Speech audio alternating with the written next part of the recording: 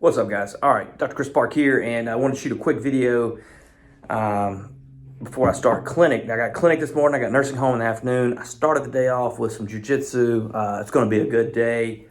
But let's talk a little more about buprenorphine and its possible role in treating depression.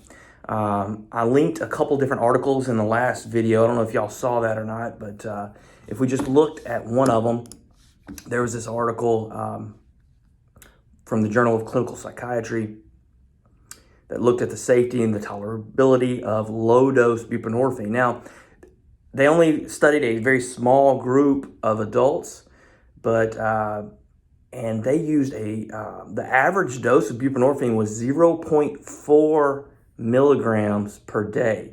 Very small amount. But there was a decline found in depression, and specifically with pessimistic ideas and just general sadness.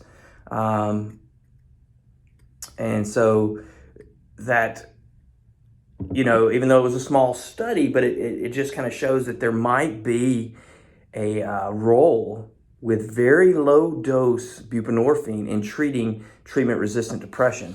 There was another article, I'll read you the title, said low dose augmentation with buprenorphine increases emotional reactivity, but not reward activity in treatment-resistant mid to late life depression. Let's see, there was another article, Journal of Psychopharmacology. This was back in 2015, where they looked at the combined administration of buprenorphine and naltrexone and its antidepressant-like effects in mice. But you're not a mouse, but still could be beneficial. So anyway, just if you just do a research on like PubMed or something, you're going to find a lot of articles that look at buprenorphine and how it's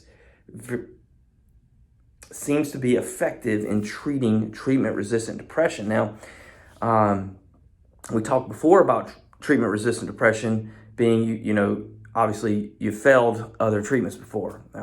And this is not necessarily, they're not necessarily talking about just people who have addiction or history of opiate abuse.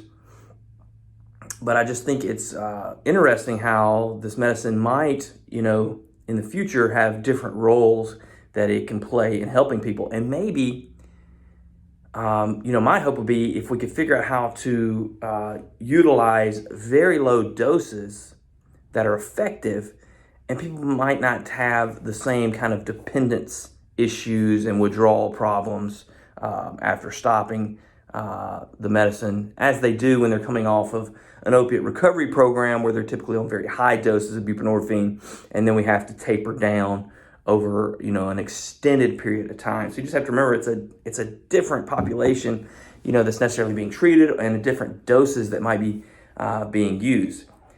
And I don't want to put this out there saying, look, if you're depressed and you're on buprenorphine, this doesn't mean that there are no options available for you. There are other medicines that very well could help. Please talk to your doctor about treatment options for you. And I'm not just pushing, and if you're not taking buprenorphine and you're depressed, I'm not saying go grab some off the street. No, that's the wrong way to do it.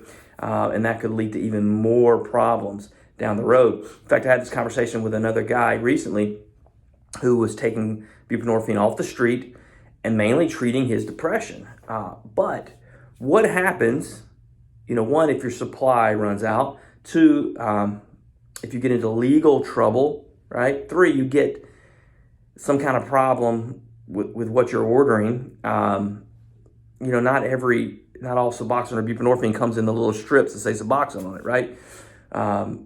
What happens if your dose fluctuates rapidly?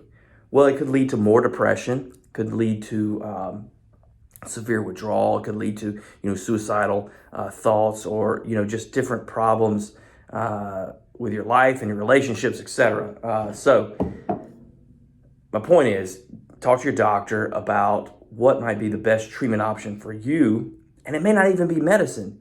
Maybe yours is more problem that can be dealt with talk therapy. And that's not necessarily, some people like going to a counselor. Some people don't. They find that difficult, But talk therapy can be done with a doctor or a counselor, and it can be very beneficial to people. And sometimes people need a combination of medication and counseling. Maybe you need to look into hypnosis. Maybe there's some other avenues for treatment. So I don't want you to give up. That's the point of this video. Don't give up. The reason there are so many treatment options is nothing works for everybody. And everybody's different. Your brain chemistry is different from mine. And mine is different from my brother's. So it's like everybody has different circumstances in their lives and different chemistry that we're trying to figure out the best treatment option for you. So don't give up. Stay brutally optimistic, guys. And drink some coffee, get some sunlight. Have a great day. Peace.